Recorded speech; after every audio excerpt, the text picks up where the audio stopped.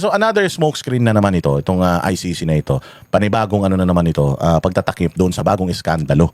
Mamaya pag-usapan natin yan. Pero tingnan muna natin itong balitang ito. Pasok. Isinapubliko na ng ICC ang listahan ng mga kasabwat umano ni dating Pangulong Rodrigo Duterte sa kasong Crimes Against Humanity. Kabilang dyan ang 2 senador. Narito ang express report ni Rainiel Pawi. Ronald Bato de la Rosa at Christopher Lawrence Bongo. Kabilang sila sa 7 Dito na lang muna sa dalawang ito. Si Bato de la Rosa, maaari. Si Bato de la Rosa, maaari na ma-involve siya dyan. Oo, kasi siya ang PNP chief during that time. So, pwede. Pero si Senator Bongo? Si Senator Bongo parang sa akin parang malabo si Senator Bongo eh. Bakit? Kasi ano lang siya, special assistant to the president. Ang trabaho ni Senator Bongo is not to make decisions, not to kumbaga hindi para utusan yung PNP. Ang trabaho lang niya basically lahat ng errands ng presidente, lahat ng lakad ng presidente, schedule ng presidente, sino yung may mga gustong makipag-usap sa presidente, kung may mga kapapipirmahan yung mga secretaries ng gobyerno, doon sa mga ahensya ng gobyerno, pag may kailangan kay Pangulo, siya yung alter ego. Ibig sabihin, siya lang yung tumatanggap lahat. Mga request, schedules, pati pagpatimpla ng kape, shampoo ni Pangulo pag ubos na. Chinelas na gagamitin niya, lahat yun ang nagpe-prepare si Bongo. So hindi ko maintindihan kasi si Bongo una sa lahat hindi naman siya membro ng PNP na nag-e-enforce noong utos ni Pangulo, and yung mga utos naman patungkol sa war on drugs, ang nagbibigay naman ng utos talaga dyan si Pangulong Duterte. So, and sabi nga ni Pangulong Duterte, I take full responsibility. Never si Bongo nag-utos sa polis na huntingin to, huntingin dyan. Hindi siya nakipag-meeting tungkol. Every time na may meeting, hindi nagsasalita yan kasi hindi trabaho ng special assistant nga. Special assistant to the president yan. Kung lahat na lang ng taga-gobyerno, i-ano natin dyan, ididiin sa ICC na yan, sa mga issue ng crime against humanity, sana pati si Leni Robredo kasama, part siya ng gobyerno na rin. But anyways, itong si Bongo, kahit sa meeting, cabinet meeting, hindi yan nagbibigay ng instruction. Usually, tinatanong lang yan, Bong, yung ganito, Bong, yung ganyan. Taga-abot lang, alalay nga lang papaanong, hindi naman siya binoto ng taong bayan para gumawa ng desisyon. Sa ngayon, yung ES, Executive Secretary ngayon, tsaka Special Assistant to the President ngayon, talagang alam mo na sila yung nag-uuto sa Presidente dahil bugok yung Presidente natin. Kumbaga sa itlog, walang pula, puro puti. Walang laman talaga. So ito si Senator Bongo ay na dating Special Assistant to the President. Hindi siya nagbibigay ng instructions, nagbibigay ng utos sa PM. So papaano yung Department of Justice wala rin. Walang authority ang Department of Justice na magbigay ng sila Aguirre na magbigay ng utos dito sa Calabato para yan. Para gawin yung kanilang mga operations. Hindi konektado ang Department of Justice sa PNP. DILG ang may hawak sa PNP. So malabo itong sila Danao.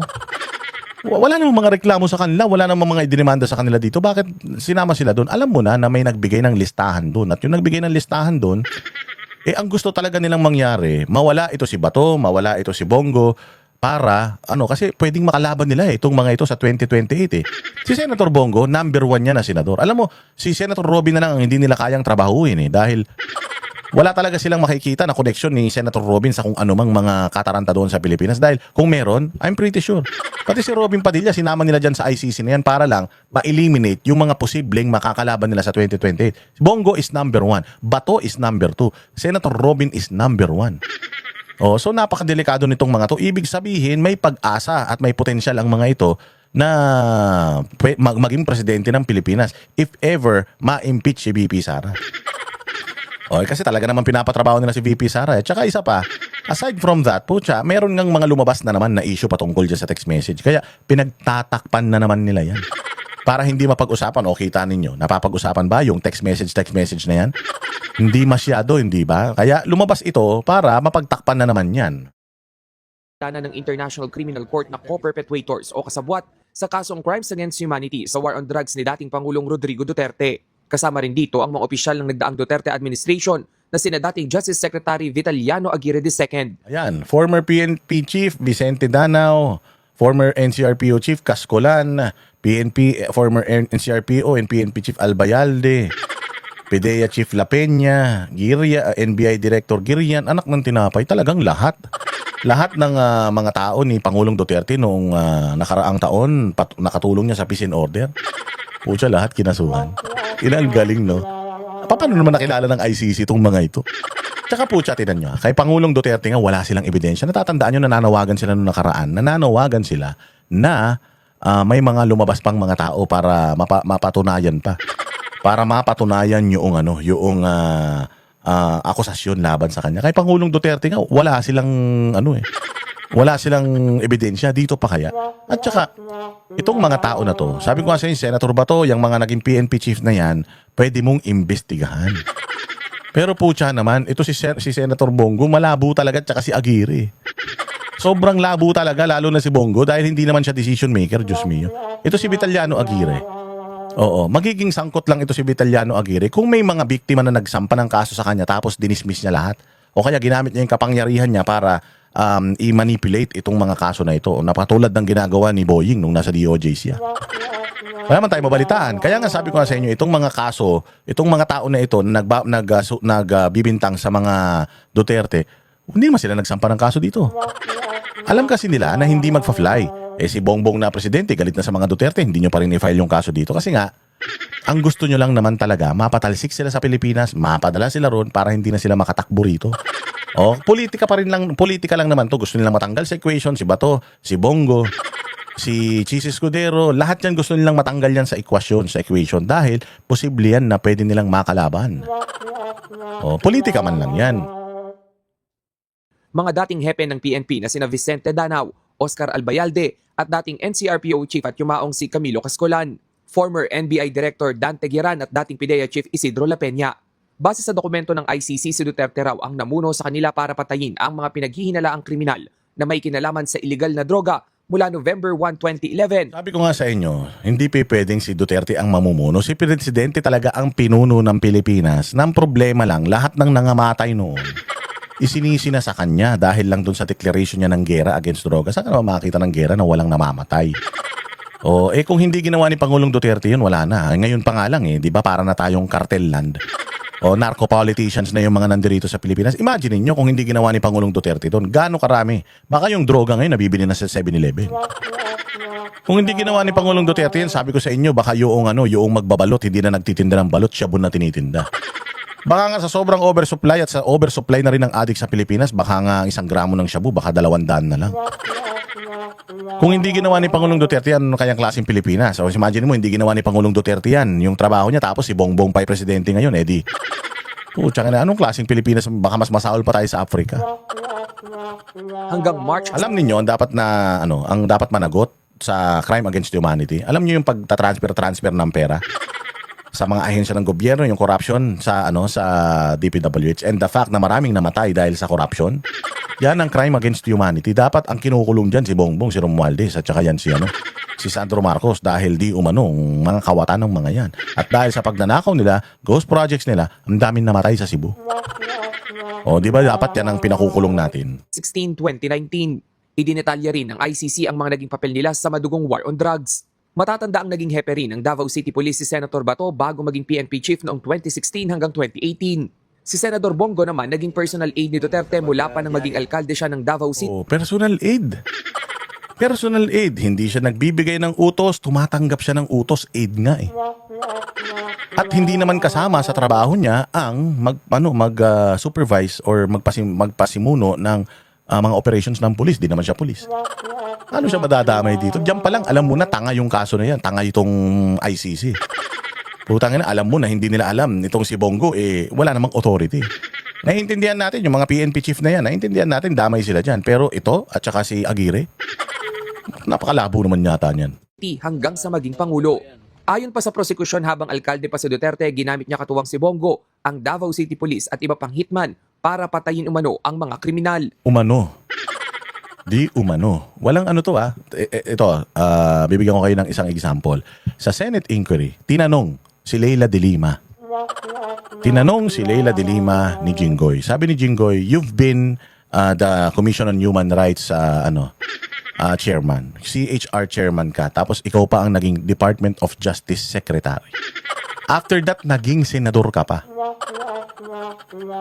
And since Commission on Human Rights ka, ang tagal mo nang iniimbestigahan yung DDS, yung Davao Death Squad, di umano dyan sa Davao. Tinanong siya, meron ano na nangyari sa mga investigations na ginawa mo against Davao Death Squad sa Mindanao? Wala. Nakapagsampa ka ba ng kaso? Wala. Paano nangyari yun? Siya na mismo na dinivote niya yung time niya bilang CHR para panagutin si Duterte. Nagkaroon pa siya ng kapangyarihan ng NBI, ng police dahil naging DOJ secretary siya. Hindi nga siya nakahanap ng kahit isang ebidensya na makapagpapatunay or makakapag-link kay Pangulong Duterte dito sa DDS or na merong DDS eh. Walang nakakapagsabi na meron. Meron silang mga testigo pero puro hearsay lang. Yung mga nila doon, yung mga bintang nila kay Pangulo. Si Leila de Lima na mismo walang nakita eh. Anong makikitang ebidensya ng ICC? Kasi kung may ebidensyang ipinresenta yung prosecution sa ICC, dapat nang ipresenta nila sa Pilipinas. But the fact that they did not even tried na magsampa ng kaso kay Pangulong Duterte, kahit 2 years na siyang wala sa posisyon, ibig sabihin wala silang ebidensya. So walang kakwenta-kwenta ito. Inatas daw yan ni Duterte sa mga miyembro ng tinuguriang Davao Death Squad. Ginamit din daw ng dating Pangulo ang kanyang posisyon at impluensya para sa paggawa ng krimen sa buong bansa. Dito na rin daw mas nagkaroon ng kontrol ang mga kasabwat niya. Wala pang komento ang mga pinangalan ng kasabwat umano ng dating Pangulo. Pero sa huling panayam kay Albayalde noong March 2025, sinabi niyang handa siyang humarap sa ICC. Para naman sa abogadong si Cristina Conti na kumakatawan sa ilang drug war victims, ang paglalahad sa mga kasabwat ng dating Pangulo ay patunay aniyan ng kawalan ng pananagutan sa ilalim ng Administrasyong Duterte. Hindi kayo nagsampa ng kaso. Kaya walang pananagutan noong panahon ni Duterte kasi hindi kayo nagsampa ng kaso sa Pilipinas. Kung sana nagsampa kayo ng kaso sa Pilipinas, hindi sana hindi tayo nagkakaganito. Di sana dito natin tinatry ang mga yan. Hindi sila nandoon. Sabi ko nga sa inyo, mahirap ba ang sitwasyon ng kulungan sa ibang bansa? Hindi. Kung ako lang kung talagang galit ako kay Pangulong Duterte at talagang gusto ko siyang managot sa krimen niya, kung talagang meron, I'd rather have him jailed here in the Philippines dahil yung mga kulungan natin dito, putang ina niya. Mas maganda pa yung bahay nung daga kaysa sa kulungan natin dito. So I will have him jailed here para maghirap siya. Walang aircon yung mga kulungan dito. Alam nyo ba sa ICC, diyan sa Den Haag, yung detention facility diyan, alam nyo ba na maayos diyan? Maayos ang pagkain diyan, maayos ang kwarto nila diyan, may kanya-kanya silang mga CR. Tapos araw-araw pwedeng dalawin. Maganda ang klima, malamig, hindi katulad dito, mainit, nanlilimahid, puro pigsa. Kung talagang gusto kong panagutin si Pangulong Duterte at pahirapan, dito ko siya ikukulong. Pero alam nitong mga ulul na ito na wala silang pinangahawakan kay Pangulong Duterte. Wala silang ebidensya eh. Oo, doon lang sila sa yung presumption of guilt kapag may kaso ka. For optics na baka sakali itong mga tao na ito hindi na manalo sa eleksyon. Pero hindi eh. Gusto ng tao yung trabaho ng mga Duterte, nito ni Bato, nito ni Bongo eh. Gusto ng Pilipino yan eh. Putang ina, hindi nyo mapipigilan yung Pilipinong iboto yung mga yan. Kaya nga, number 1 and 2 yung mga yan eh, sa eleksyon nung nakaraan eh. Tarantado pala kayo eh. Sa ngayon, And the reason why nasa ICC sila, because dito, hindi sila sikat. Dito, hindi sila ina-acknowledge. Dito, tinataboy sila yung mga komunista na yung mga kupal na mga na mga makakaliwa na galit kay Pangulo. Hindi sila makakabola dito. Kaya nga doon nila dinala dahil putya mga kalahi nila yung mga nandoon eh, mga baliw. yung dagdag na 500 biktima ng war on drugs ang nag-apply para palakasin ang kaso laban kay Duterte. Sa February 23 hanggang 27 gaganapin ang confirmation hearing kung saan tutukuyin kung may sapat na basehan para litisin ang dating Pangulo. Nandoon pa lang eh. Oo, may sapat bang dahilan para litisin ang Pangulo? Nandoon pa lang eh. Wala. Utangin na nyo. Yari kayo dito.